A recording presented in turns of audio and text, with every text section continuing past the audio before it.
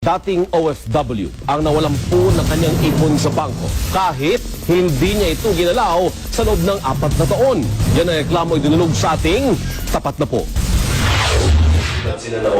Hawak ni alias Janica ang passbook na magpapatunay na mahigit 200,000 pesos pa ang laman ng kanyang deposito sa bangko. Dumulog sa Tapat na Po si Janica matapos sabihang close na ang account niya na 4 na taon niyang hindi ginalaw. Kasi kung mag-withdraw po, wala na naman po akong ATM kasi savings ko po to, passbook ko po to. Hindi ko alam kung sinong gumalaw ng pera ko eh. Nakipag-ugnayan agad si Janica sa Bank of the Philippine Islands at pinaliwanagan siyang naging dormant ang kanyang account. Aminado si Janica na natenga nga ang kanyang account pero kahit ibawas pa raw ang bayad sa pagiging dormant, may matitira pa rin pera. Kahit 4 years pang bayaran ng tagki 300 per month, sabi daw nila, nababawasan daw. Kaya hindi ko maintindihan po. Kinontak ng Tapat na Po ang BPI.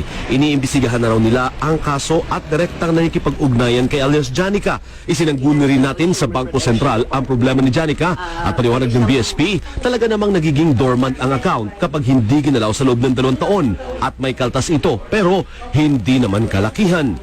Kung titingnan mo yung facts, no, dapat mabawi niya yung pera kasi kung 200,000 talaga ang sinasabi niyang balance ng kanyang account, hindi yan mauubos sa dormancy charges.